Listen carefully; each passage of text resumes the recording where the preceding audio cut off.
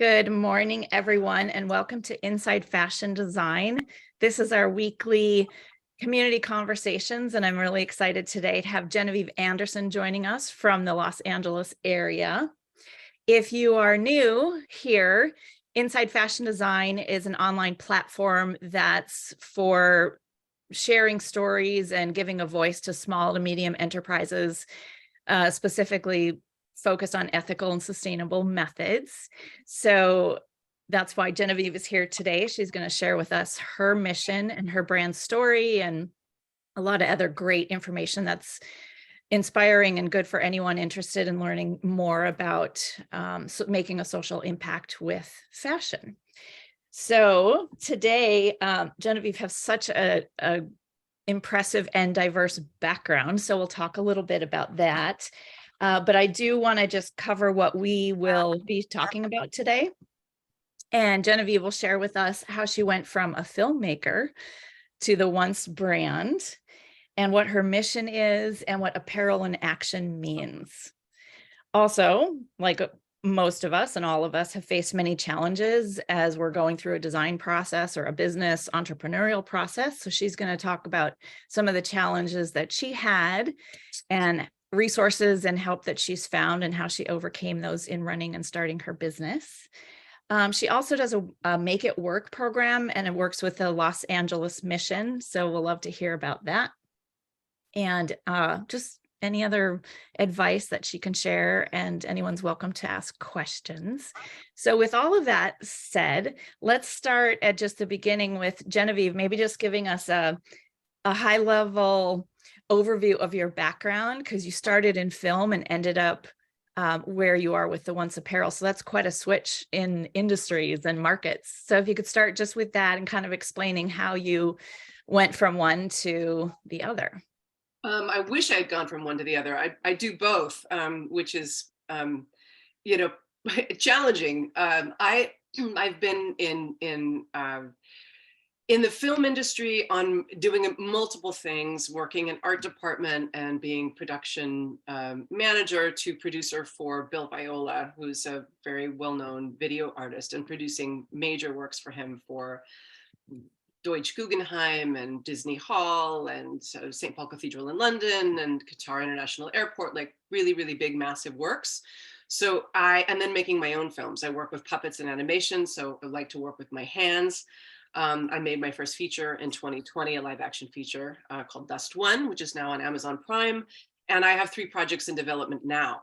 So I really am comfortable in settings where there's a lot to manage. There's a big vision that you have to articulate and then execute with a lot of moving pieces. It's very risky, and you're never certain how it's going to come out, but I'm comfortable in those environments, for better or for worse. So going into starting WUNZ at the top of the pandemic, or deep into the pandemic, really, was really kind of a natural course for me. And I've been percolating this for a long time. I didn't know that I was going to start a business, make a business of it, but I made the jumpsuit when I was in the desert, recovering from a very difficult divorce with my young son. And the super suit was really, I love sewing. I've been sewing my whole life. I'm still sewing on my grandma's 1935 Singer that she brought home from Japan, came on the train, and she sewed on it and brought it back. And that's the thing that I still sew on. And I did it to recover. I did it as therapy. I needed a uniform. I needed a new skin. I needed something that was that symbolized me stepping into a new self. I left my old skin in the desert. I needed a new skin to re-enter my life as the most powerful version. So it was quite literally making like this kind of cocoon and super suit, which is why it has a cape on the back, right? That was just for me, winking at this idea of, me being my own version of my superhero. But I'm actually dead serious about it. So it was really about healing. But then when I got back to Los Angeles and saw what was happening with the homeless crisis, I had been away for 4 years, from 2015 to 2019. I felt like I'd walked into the apocalypse. It was horrible. And while I was in the desert, I read Blake Mykowski's Start Something That Matters. He started Tom Shoes.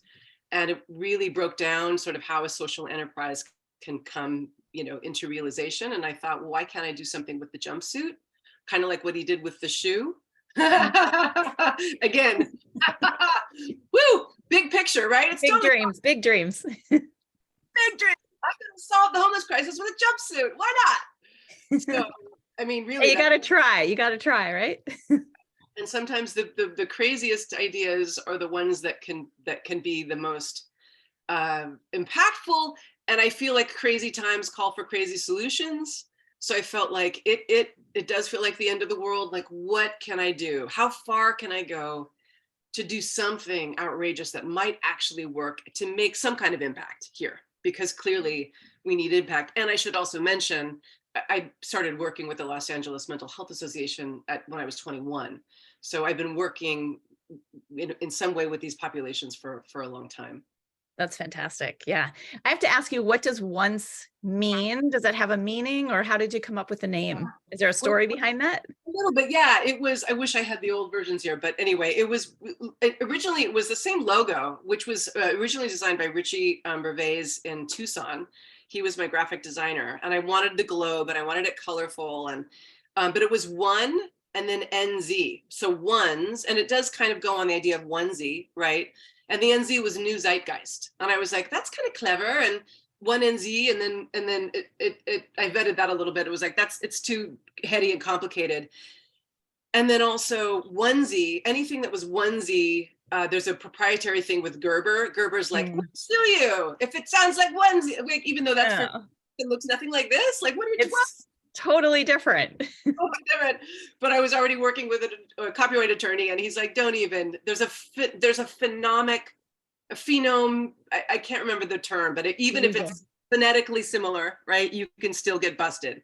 So I'm like, it's WUNZ, it's not onesie, it's WUNZ. And the idea being, we are WUNZ, world in WUNZ. It's fun to be one. I thought it was a playful word, and it and the W is great. The W is sort of like for women, for we, for world, for whimsical, for why not, it's a good letter and a good word. So yeah, that's awesome. So this was about 2020, just when pandemic was starting. Just backing up a little bit, I guess first question is, how did you first decide what to make? And then the development process and figuring out like the design and then who to work with and you went through a lot of prototyping and samples to get it just right. So how did you even like begin that whole process?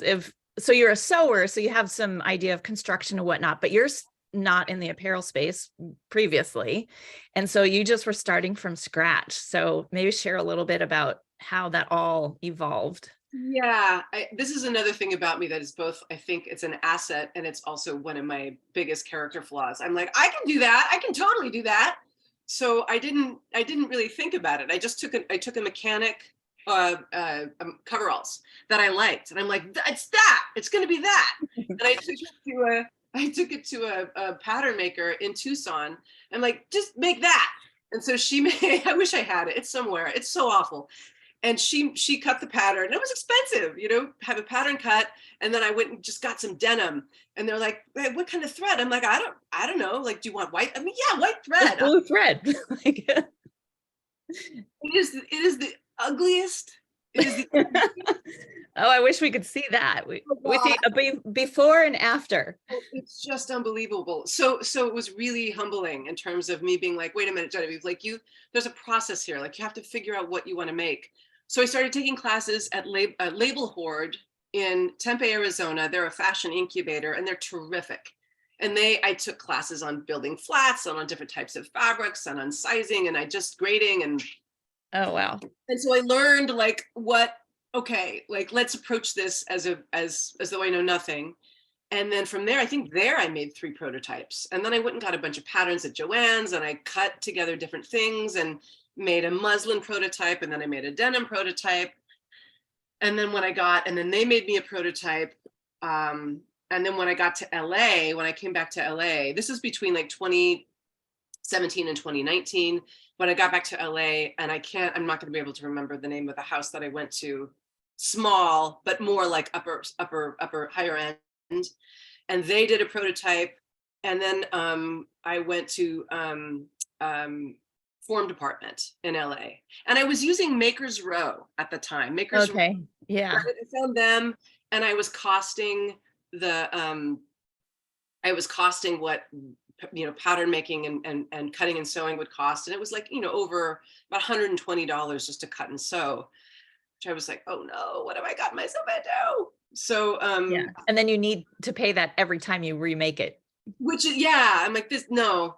So Form Department came in at $80 for cutting and sewing, and they, I think, regretted that. It was too low for the complications of this garment. So I did 3 more samples with them before going into production to produce 100 super suits in the stone and the olive. So, Okay. yeah. I'm not familiar with Form Department. Are they still in existence in a service? Yeah, as far as I know. Yeah, and they have their own line. And so they're just I don't even know what you call that. Like they're not cutting and sewing. They have a manufacturer that does the cutting and sewing. Okay. Sort of the intermediary, and they were Okay.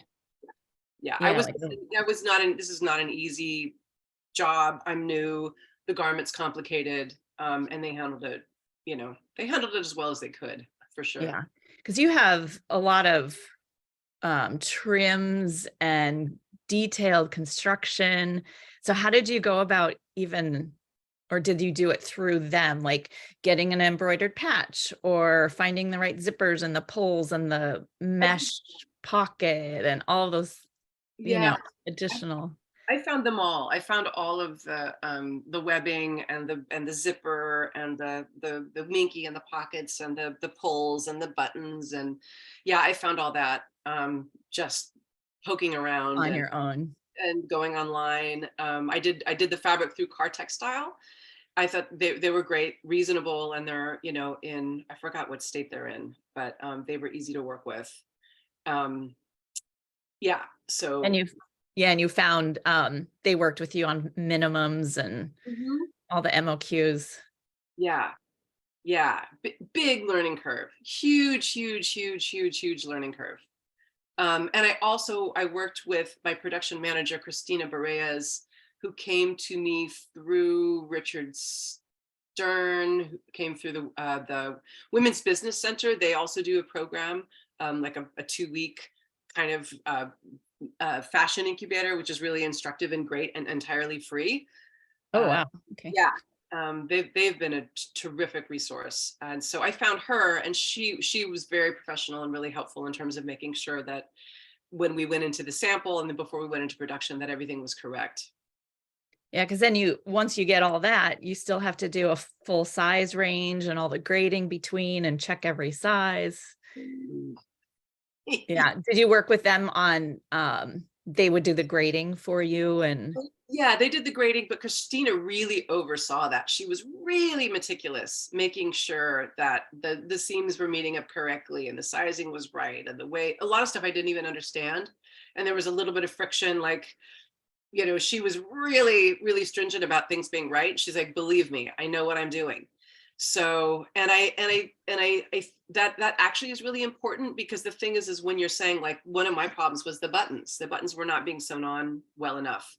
And they were that was like, the department wasn't making sure that the buttons were sewn on. There's a certain amount of like a detail management that has to be done by somebody who represents me, who's in that space, because it's Form Department, and then it's a bunch of people sewing who I've never met. And I'm not standing over their shoulders saying, make sure the button is. So having somebody be accountable and not taking anything for granted, not assuming anybody is going to want your garment to be as perfect as you do. Right. Yeah, that's such a good point. And I think a lot of entrepreneurs or small fashion brands don't have the luxury of that. So they may often be, missing things or having to go to a factory themselves, which could be very expensive. And yeah, like you said, it's got to be as good, as perfect for the designer, for the maker. But all those people that touch that garment, those products are, they're just sewing the zipper. And so it's great you had someone so meticulous and with all your details to make sure it's all done right. I'm going to try to share my screen here for a second. Because I love the sketch that you have on your website. So give me a second here, share screen.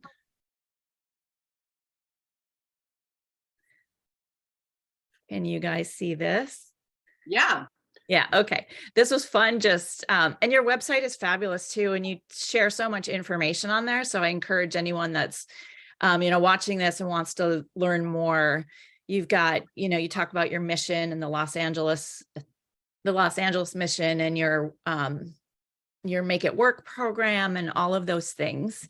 But before we jump into that, I think it's right here, why the super suit, and sharing a little bit about your reasoning, but then we get to this. Yeah. And I just loved it. So if you read through here, it's, you have such little great comments about, oh, it's for lipstick, or, there's all these fun details. So not that we have to read through all of these little notes, but could you just kind of highlight some of the details and why and how that became your overall, purpose of all of the suit and all the little details, and they each have a kind of a purpose.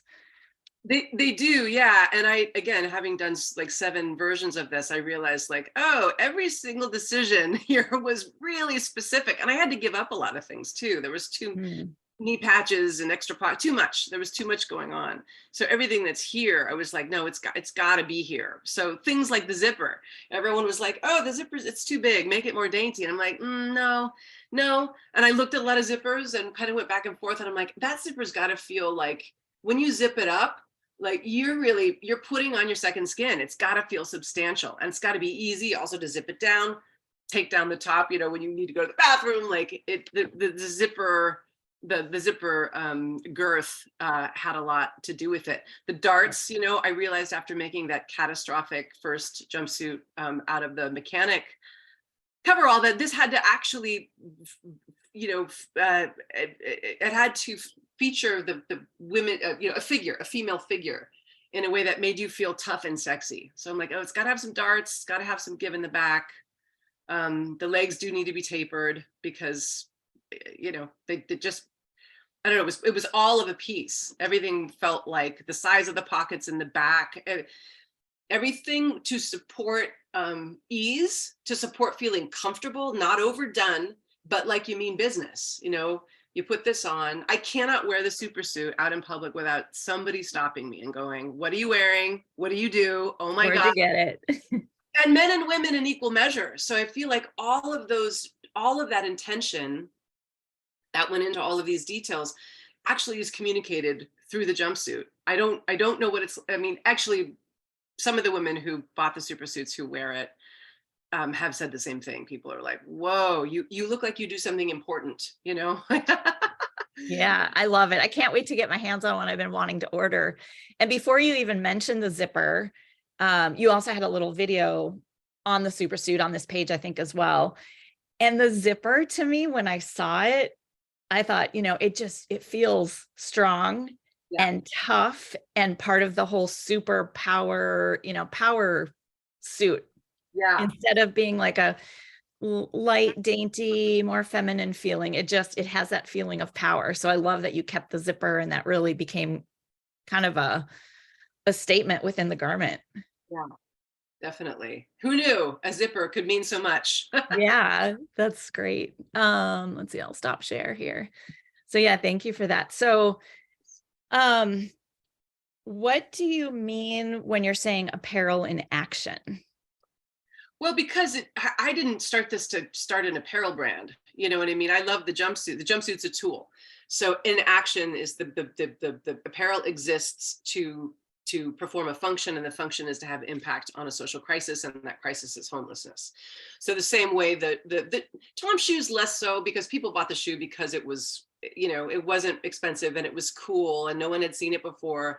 And they like to tell the story of what the shoe was doing. Hey, when I bought these, a kid in Africa who didn't have shoes got a pair. And it was meaningful, and certainly part of the marketing strategy that the fashion, the item was connected to social impact. And I felt like with a jumpsuit, why not? And I want to do so much more with this. Jumpsuits are pretty ubiquitous now. There's a lot of great ones, absolutely. But I loved the idea of this being a communication protocol. You know, when a woman puts this on, a woman's like, I know, like, yeah, that's that. And you guys are helping women coming through homelessness. And it becomes synonymous with female, really, truly female empowerment. And across the board at different economic levels, women helping other women.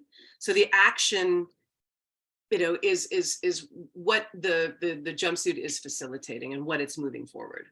That's great. How did you first connect with the LA mission? Did you have them in mind, or you knew them, you're connected with them, and just making that partnership? You know, they were just super responsive. I think I connected with Lausa first, and I didn't get a response, and I connected with the mission, and they got right back to me. I mean, from the beginning, they were like, "What are you doing? And we'd love your help, and this is great." So they've been an incredible partner, and that relationship has been really, it's been really the best part, you know, of everything unfolding, is the work, the service that I've gotten to do there, and the relationships that I've been making, and now this social enterprise that we're creating is really exciting. So I understand through there, women are trained to be sewers. That's what we're starting. Yeah. Yeah. So is your idea, your plan to have them fully produce the super suit moving forward, or what's your vision for that? Yeah, ideally, that was the vision in the beginning. Like, what if, you know, what would happen if I could build a brand that became really popular, and people like Tom's, they love the jumpsuit and our other, you know, apparel basics, and that the popularity of the brand facilitated the ability to employ the people who I started the brand to serve. And if we could have, you know, job creation, and we can create, you know, employee ownership. I'm thinking of pathways to wealth creation, not just jobs, but, you know, really expanding the picture of what's possible for these women and men. But I really am focusing on the women at this juncture. So the Make It Work program is something that I've developed with Vanessa Watson, who's amazing. And she's Australian. She's a sustainability consultant. She works with corporations, helping them implement their corporate social responsibility and ESG measures. And she started Too Good, TWO Good Co. And they're an Australian company that works with women coming out of abusive relationships. It started as a soup, kind of a soup, like a soup kitchen, a soup stand. And now it's actually a very, very large organization employing lots of women and generating very substantial profits with corporate relationships, and having huge impact. So Make It Work is based on that model. And we're starting with apparel manufacturing, really, and in fact, I'll show you what we're doing. We're starting with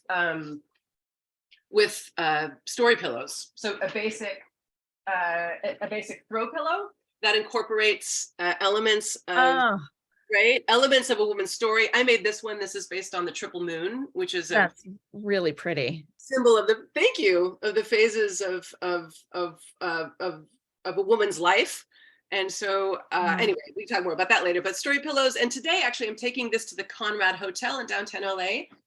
I believe they're going to be our first business to business partnership. They're interested. That's so fantastic. So how many women are in the program currently? Is there a set number that you can just, so if they're being trained to sew, like obviously somebody has to teach them.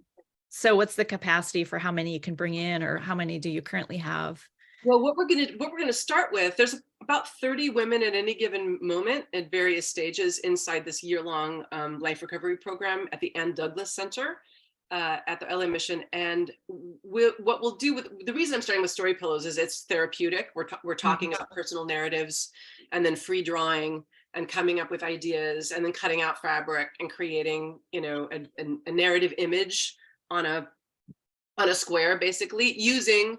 They have, you know, surplus. They have a whole warehouse full of unused clothing and t-shirts and things. So we're going to be using dead stock, basically, or repurposing clothing to create these pillows. And it's simple. And so we don't actually need, we're not going to be using, we're not going to be learning cutting and sewing techniques yet with throw pillows. It's a place to start. And then to gather, you know, just to kind of do research and learn better how to construct the larger program, where we will incorporate an existing manufacturer, and we will be teaching. I'm working with the Modern Directories, also probably another company that you might want to know about here. Okay. I'm taking notes as we're doing this. Yeah, and they're great, and they're an aggregate of resources, mostly in Los Angeles, and they're really interested in what we're doing. So they're going to help us find the right manufacturer who can help facilitate the classes, but also has an existing workforce there. So if we get an order for 100 pillows, we have additional, you know, skilled cutters and sewers who can help us, you know, fill orders as we're training. So, and the idea with that is that there's so many aspects, as we know. It's not just cutting and sewing. There's so many parts of the apparel manufacturing industry that women can be trained for. So we're starting here, but obviously we want to expand out. And as you know, there's lots of opportunity in LA because the apparel manufacturing industry is not, it's undergoing some big changes. So it's yeah, you had mentioned that when we were talking previously. What are you seeing that's changing, that's going to impact that market, that niche in the industry? Well, again, from a bird's eye view, and this is just from meeting a lot of people and attending a lot of webinars and going downtown, and and also I'm working with the Los Angeles Economic Development Department and Southern California Apprenticeship Network, and these governmental organizations that do a lot of studies and gather a lot of data about the different sectors, economic sectors in Los Angeles. And manufacturing is a big one. Apparel manufacturing has the highest rate of, what's the word? They're losing the workforce faster than in any other sector. And that's because people are aging out. And that's because so many of the jobs have gone overseas. But now the mantra is anywhere but China, right? Things will still be found out to other countries, but it's about, and it's ecological. We have to produce less. We cannot be shipping over and producing as much as we're shipping, because a third of what gets made for Forever 21 goes in a landfill. Yeah. And that's largely what you're about as well, is educating the public about fast fashion and how it's hurting the environment. And then how we restructure how clothing is made in smaller batches, that's still affordable in some ways. So the idea is to rebrand apparel manufacturing in LA, because we make a lot of associations about sweatshops and nobody gets paid. And it's, you know, and that's simply, it might be true in pockets, but it isn't. LA Apparel is a great example, right? They're a huge, one of LA's biggest clothing brands. Used to be American Apparel, now LA Apparel. I don't know where he sells to, but he makes his stuff here. He employs 1,200 people, and they get paid between $20 and $35 an hour, right? And fantastic, so he is a good model. Dove Charnel, I'm talking about, is provides a good model for apparel manufacturing jobs being viable pathways to sustainable employment. You know, employment that can sustain a life and a livelihood. So we want to replicate that model more, you know, through programs like Make It Work, taking on contracts with some of LA Mission's existing business-to-business partners like Hanes, like LA Lakers. Like, what can we make here with a skilled workforce and a workforce that we're training, so that apparel manufacturing can more of it can happen in LA, and in this new model, you know, where laborers are paid really well and we're making far less. You know. Yeah. It's encouraging to hear the hourly wage that they're getting, because that's obviously a concern in a lot of places. And I'm Yeah. so curious too, like you're saying, they age out. So how do they get the younger generations to want to go into that? It's probably not a career dream to be a factory sewer, but it is a very good livelihood Yeah. for a lot of people. So yeah, it's harder to think about like the younger generations wanting to follow in the footsteps or do that as a career. But when there's programs like yours that are being built and that exist, hopefully that's giving like some encouragement that it's making a stronger social impact. You're not just, sewing mass market fast fashion. You're actually doing something that's making a difference. Right. Yeah, well, that's part of the branding strategy. So it's not one thing. It's a lot of things. And there are a couple of other. I've met a couple of other women who have existing programs. Claudia McAfee's program, I'm forgetting the name of it now, is one where she works with youth and she teaches them over 6 months different parts of the apparel manufacturing industry. So programs like that take young people in and say, hey, you can be a designer, you can be a floor manager, you can be a cutter and sewer, you can be, there's so that you get an overview of the whole picture and the different aspects of and the different job opportunities. So we're trying to expand on that too, and rebrand how this can operate and make it cool. If you've got a cool brand, and it's not just a cool brand where the manufacturing is happening somewhere, but it's happening right here and it's cool, and you can, and again, I'm naive, but I don't know how else you approach something like this, which is big and daunting but desperately needs rebuilding, Yeah. Yeah. So with that said, what are some of the, I guess, major challenges that you've faced, all along your journey, not just, like the design construction, but just in running the business in general? How long do we have? Yeah, I'll make it short. No, it's really stressful. It's really stressful. It's just me. I have some great mentors, and I've paid for some coaching, and I've gotten a lot of free mentorship. So I've had a lot of support. I don't have money. Like I'm not a wealthy person. I don't have a rich uncle. I'm in a lot of debt doing what I've done.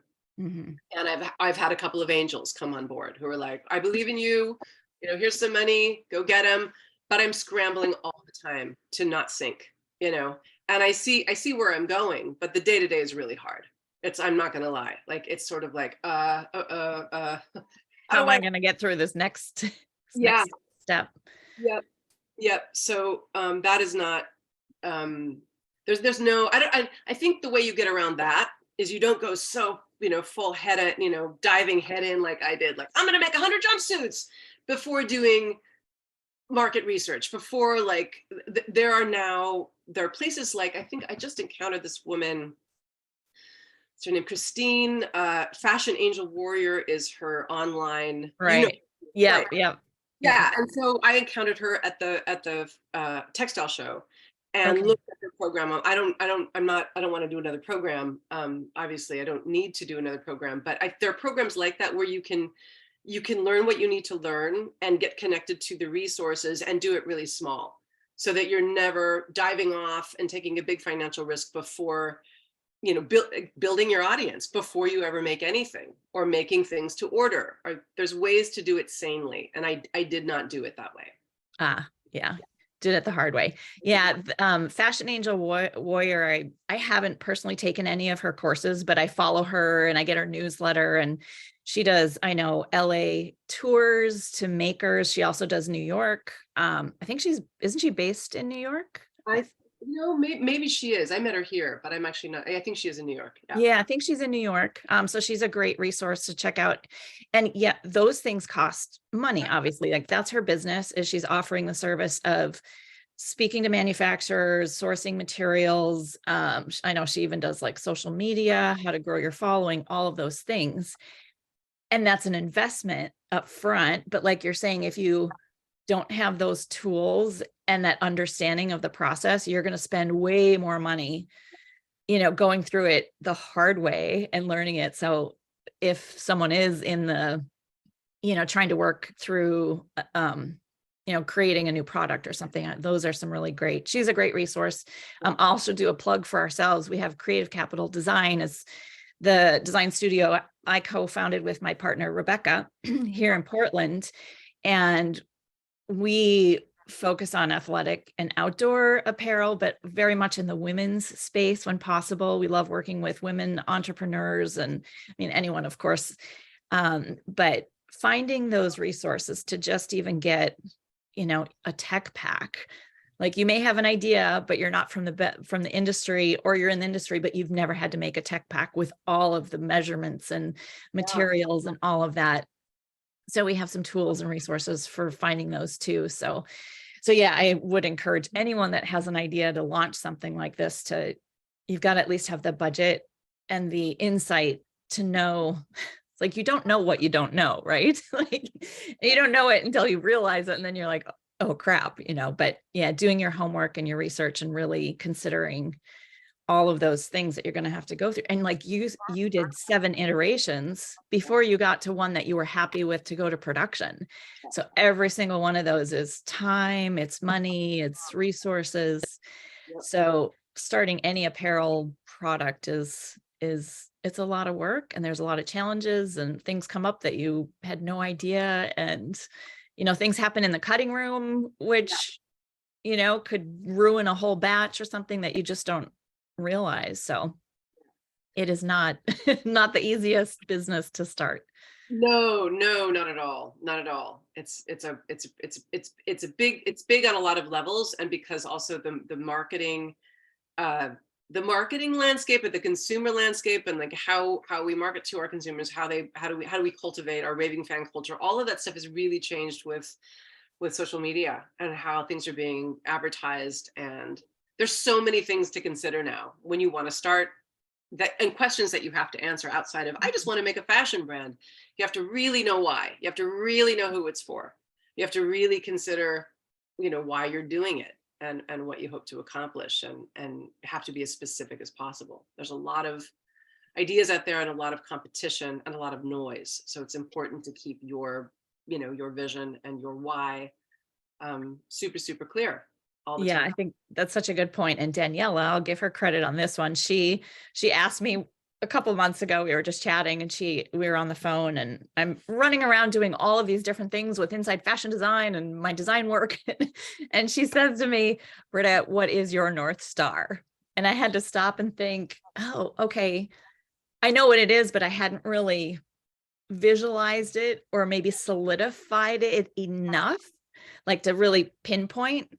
And with you and your super suit and your brand, like you have that. You're not creating a whole collection of, seasonal items. Each season you're updating colors and styles. You have this mission and this vision, your North Star in your mind. And as far as like motivation and your mental, your purpose, you have a vision very strong that you're striving for.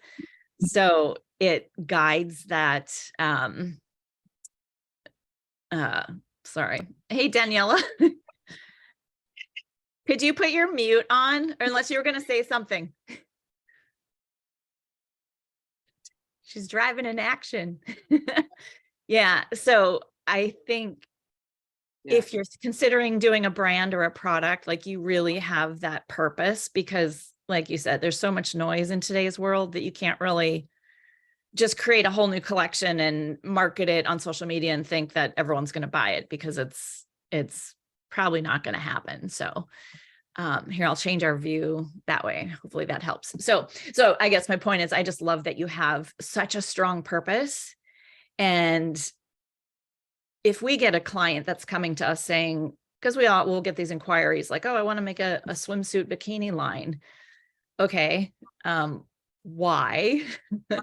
And how are you going to compete with the 80 zillion other brands that are already out there? Like, what is that purpose and mission? So it's really an important part, I think, of business today. Just like you said, there's so much noise out there, and there has to be a purpose, and making a social impact too. What can we do as designers and apparel brands to make that social impact? like you are. So It doesn't feel to me like we do no longer live in a world where you can pursue things simply for your own benefit and gain. We don't. It's such a there's yeah, there's such a huge crisis, and so many the way that we've been doing things, as a populace is breaking down, and so as we rebuild how we conduct government, how we conduct business, how we conduct our social kind of spheres, we have to be thinking in a whole new way, like not what's in it for me, but how can I serve the population that I am a core part of? How can this business or this enterprise serve a function beyond myself? yeah, it's more slow fashion and circularity, like also considering, before you even start, what's the why, the need, the pain points, and how can you make that a circular system where it's every single person that's involved, from the growers of the cotton in your super suit to, the sewer, and then the consumer and all of that. So yeah, you got to consider all of those things and how it impacts. And being in this space now, I am so heartened by how many people there are working around, it's something that has to do with sustainable fashion, that the fashion industry, people will understand that it's one of the biggest waste creators of any industry, that there's a lot of people working on a lot of fronts to address it and to turn it around. So it's also, so much of it is about educating the public about, like, hey, we're scared about global warming. Well, guess what? When you go to Gap and Forever 21 and these fast fashion places, like, that's a choice. And but the way that their manufacturing works is really impacting what you're seeing over here.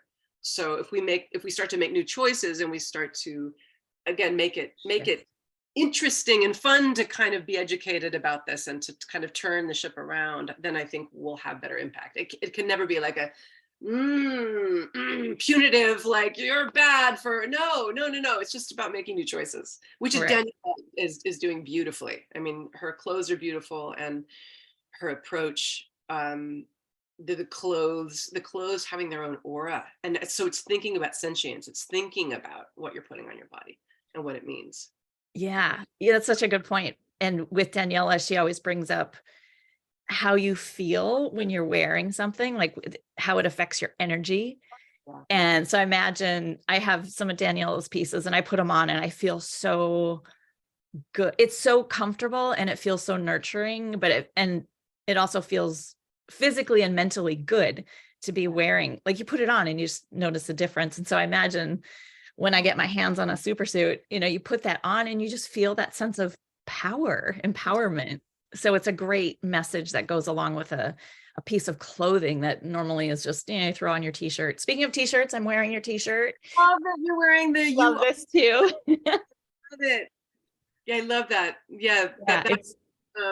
Yeah, again, a way of making, without like making an overt statement, sort of talking about the unfolding of the feminine. It's really about represencing the feminine in the world, and how we really need the feminine to come forth to help balance what has been imbalanced for so long.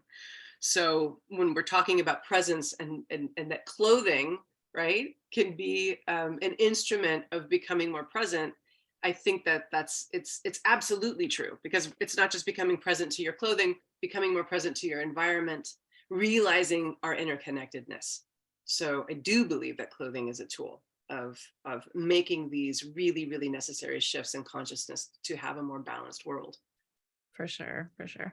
Do you have any advice for someone that maybe wants to start an apparel line with a social mission, or connecting with, social enterprise to incorporate that into a business? Wow, I think there's certainly just deciding, again, like we were talking about, what's your why, and what cause do you want to serve, and then going and seeing who's working in that space, everything's about partnership now, right? Nothing is about, cooperation is the new competition. I really believe, or collaboration, cooperation and collaboration are the new competition. This is the new way we're thinking. So if you know that there's something you want to impact, and then getting really specific too, if it's the environment, it's sort of like, well, what part of the environment, and and who's working in that space, who you align with, and then designing what you're doing sort of around, how you're going to serve that. And also what you love. I love jumpsuits. Like I actually really love jumpsuits. They're fun to me. And so it was a good marriage of something I already love with a cause that I want to impact. And then you reach out, you just call people, you email people, and whoever responds, right? Those are your partners. Yeah, just go for it. Yeah. So what do you most? I mean, I wanted to say too, this is like 2.5 probably long years of relationship development and all of this, and none of it has happened really quickly. Yeah, time for sure. I think you have to have a lot of patience, and development always takes longer than you think it will, and you're not going to just come up with some cool styles and launch it 6 months later. It's not how it works. So having the time to really dedicate it is needed for sure. Yeah. What are you most excited about moving forward? Well, what excites me is the vision of, so I was at Homeboy 2 days ago, Homeboy Enterprises, and they're, the benchmark for social enterprise, really social enterprise. They've been replicated by 400 organizations throughout the world, right? And you go there and you're like, oh my God, this is working. This is working. They make like $6 million a year just on their social enterprise, right? They have 9 social enterprises, and it is working and generating profit. They make a lot more money than that, but that's just their social enterprise. And seeing the lives they're impacting, 8,000 people a year who formerly incarcerated individuals. So what I'm excited about is the LA Mission being excited about starting social enterprise. And when I think about if we could do for the unhoused population anything close to what Homeboy has done for formerly incarcerated youth, like, wow, that is incredible. And of course it's a big job, but we're starting with, what we can start with. and they have a lot of resources. So I'm excited about thinking about what is possible in terms of the impact that we can have on this path. And I know a lot's possible. And that's my North Star. When I get stuck in the weeds of how low my bank account is, or like, I've got all these bins here and I've got to sell more jumpsuits. How? Like, oh God, do not enough of me to do all the things. But when I remember that, I feel excited. And I should say, I think it's really, really, really important to do whatever you can to stay in a place vibrationally, energetically, where you're excited and feeling good. That's the toughest part of this journey, is taking, lifting myself out of the weeds of reality, of material reality. Yeah. All the challenges I'm facing to what I know is possible. Keep that vision and that North Star in mind. And yeah. I think we're all, I'm an entrepreneur and solopreneur as well. And there are days that you just wake up and you're like, it's just not moving fast enough, or it's not making it a big enough difference, or I'm not reaching the people that I need to reach, and just keep moving forward. And then you get all, little things will happen and start moving again. And then you get excited and you get that re-energized, and just keeping it going. Yeah. So, it's a long game. It's not a short game. It's a long. Yeah, you said it's a marathon. It's not a sprint. Yep. Yeah. Before you go, can you stand up and show us the jumpsuit that you're wearing? Good idea. So this is the stone. Let's see. You can kind of see. There's the cape in the back. I love the cape. And the minky pockets. They're soft. What does minky mean? What is that? Minky is that super soft, fuzzy, soft fabric. Okay. Yeah, and then the zipper, of course. Yeah, I had this idea that I wanted the pockets. They were the pockets that love working hands. You know what I mean? You put them in, and the pockets are sort of. I like the idea of the jumpsuit loving you back. That you have a garment that you feel like that garment. When I put it on, it loves me. I feel loved. I feel supported. So I Yeah, and see it's what like you're also, that big zipper is crucial to like the Right? badassery of it all. Yeah. Yeah. I feel Isn't that. it, Sloan? Like that's what I feel like you said, you zip it up and you're just like this superwoman because the zipper is just so powerful looking. It's great. And I It love means that business.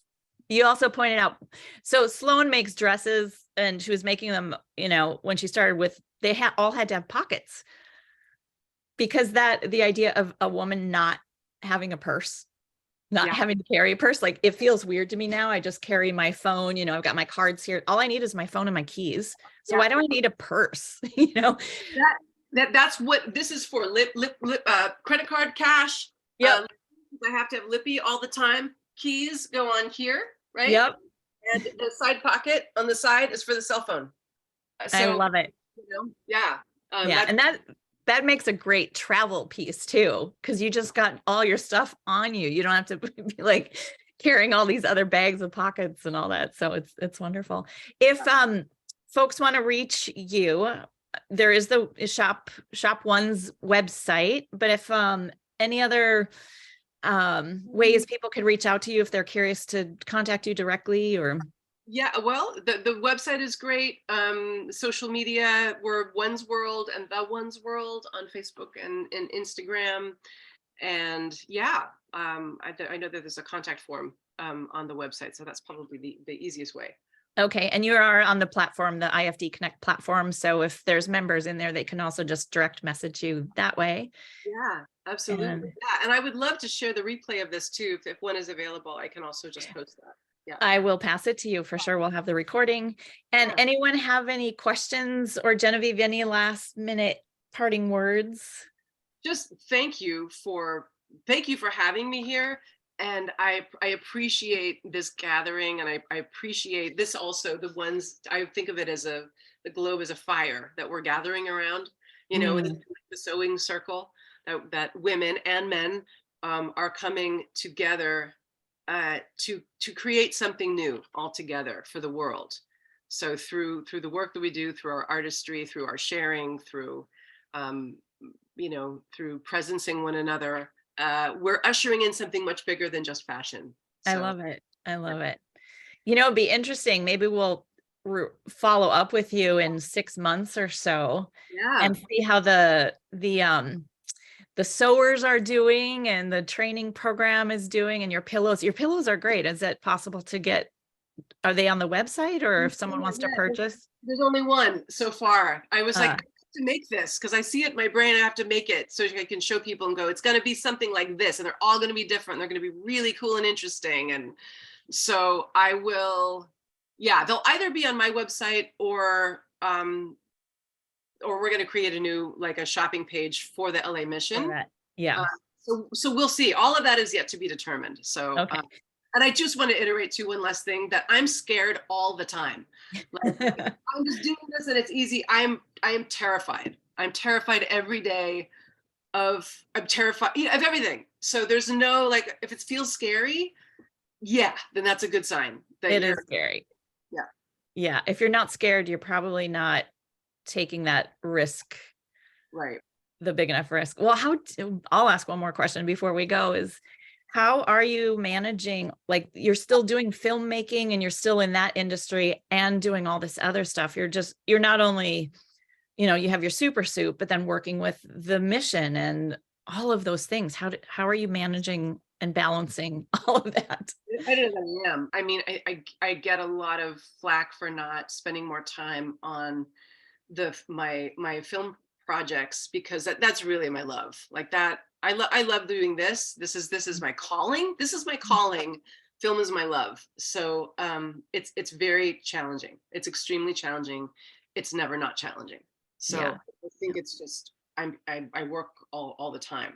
So I work all the time, and I don't yet have. I want to be developing more things for the store and the consumer part, but I'm having to privilege the program first, make it work. Let's work on some pillows. Let's get this done, and then start, moving back to, ideally now I get a partner, somebody who's like, I like what you're doing. I'd love to partner with you. And I'm like, great. If they have an existing manufacturing, system, and there's a way to produce more and run this without me being the only person, even if it means giving up half of it or whatnot, you know?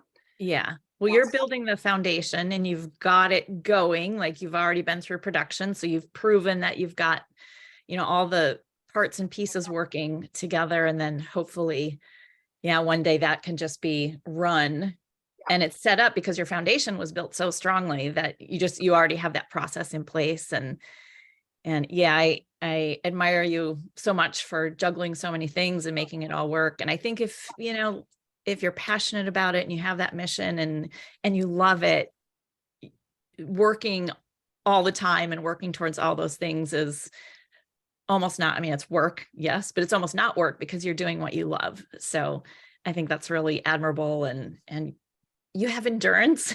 You got to keep that endurance up. But it's, yeah, like you said, it's a marathon. So we wish you all the best and we'd love to check in a few months and see how the program's going and maybe see some more pillows. And I'd love to get a pillow. So let us know when if they're available online through your shop.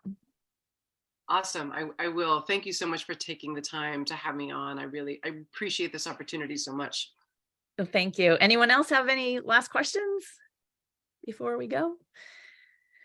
Okay, wonderful. Well, have a good rest of your day. Thank you for joining us. Appreciate you and everything you're doing. And we will speak to you soon. All right. Sounds good. Bye, you guys. Bye-bye. Bye. Thank you.